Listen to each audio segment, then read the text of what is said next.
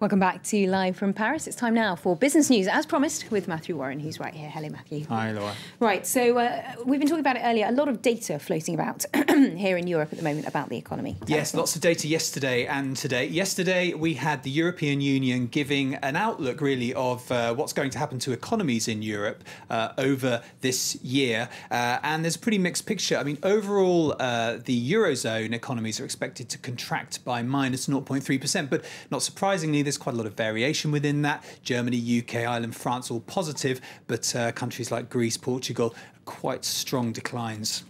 OK, but we can see Germany at the top of that chart there, so encouraging news from them. Yes, encouraging there. Also, the IFO index. Now, this is the monthly business confidence index. That was out yesterday as well. That was up for the fourth month running, which is good news. Also, we've just heard this morning that the German budget deficit was just 1% in 2011. That was down from just over 4% in 2010. OK, so how have the markets been reacting to all that? Yeah, markets reacting pretty well. We can look at how Europe is opening up this morning, and things are in the green across the board there. Look, Germany doing, Frankfurt doing pretty well on the back of some encouraging news there. And Asia as well, also encouraged by good news from Germany, also from good jobless news in the US, where jobless claims were down to their lowest level since March 2008. OK. Well, sticking with Greece, after months of negotiations with its private bondholders, the Greek Parliament has approved measures to cut the amount it owes them.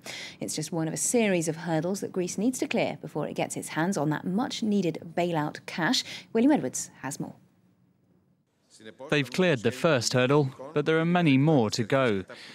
On Thursday evening, Greece's finance minister welcomed a deal which will see private bondholders write off over 70% of what his country owes them. Greece has now been given a window of opportunity. We must take advantage of it. We're not finished. We can begin again on better terms.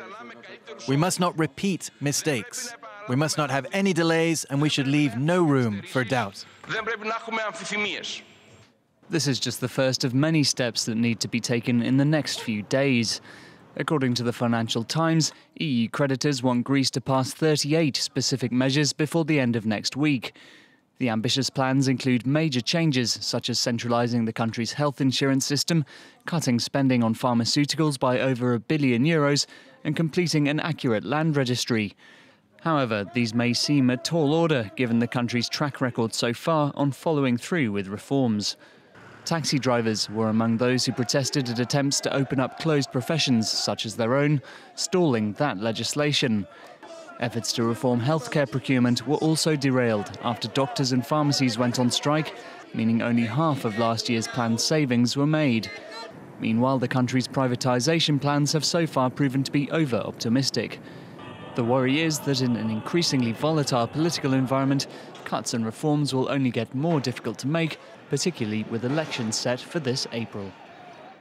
Well, Matthew, Greece is going to be on the agenda today when finance ministers meet up in Mexico. That's right. Finance ministers from the G20 countries are in Mexico across the weekend talking about Greece, also talking about IMF, because the International Monetary Fund is looking to raise an extra $600 billion.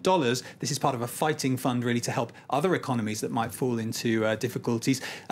That won't be agreed, though, until, for some countries, they want to see Europe strengthening its own firewalls before they're going to pay up and put more money into the IMF. So that will be one to watch over the weekend. OK, well, let's pick up now on a few more of the day's business stories for you.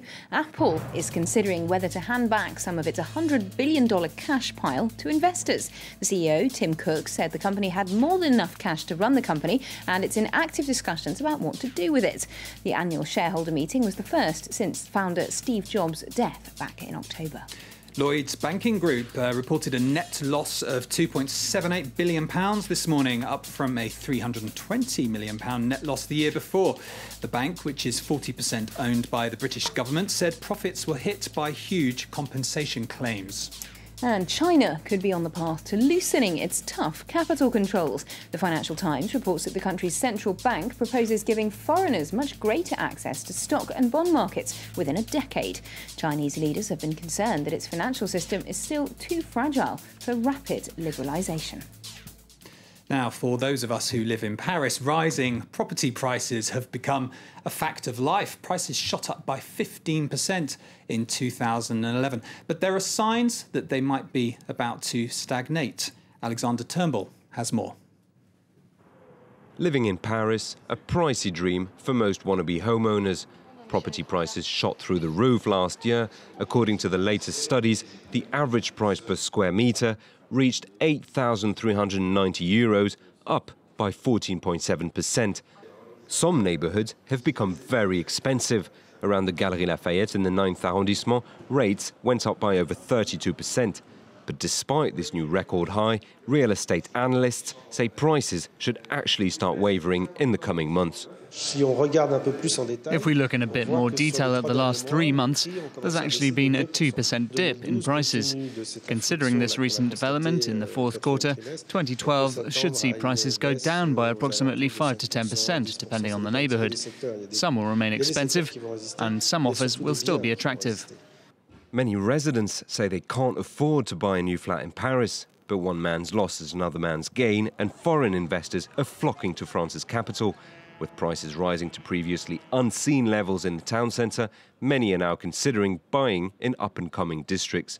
High rents, 30-year mortgages and historically low interest rates are sustaining investors' interest. But foreign buyers are increasingly willing to look at newer neighbourhoods if they can get an advantageous deal. Potential buyers also complain about the property shortage. Housing space is scarce.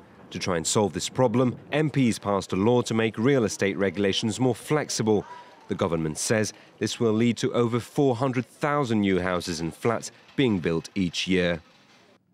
And finally, Matthew, we've got some good news for lovers of that very French drink, cognac. There's a rather special collection of it going on sale. That's right. Good news if you've got €6 million to spare. Sure, we will. How about you? Are you a cognac I love fan? it. In fact, I visited Cognac last summer as well. Okay. Nice. Well, you might want to check this out. This is a Dutch businessman. 40 years ago, he bought a couple of bottles of vintage cognac. That turned into a real love of it, and he's built up this collection of 5,000 bottles worth, as I said, €6 million. He's got bottles in there that date back to 1789, the year of the French Revolution, which does make you wonder, what's that going to taste like? I'm not quite sure about aging I hope of it cognac. keeps well. Well, I hope so, because the 1789 bottle is going to be put on sale at €49,000. So you'd want that to be quite nice, wouldn't you? Definitely. There's an even more expensive one from 1795. It's called the Leopold Brugerol for real connoisseurs. That's going on sale at €138,000.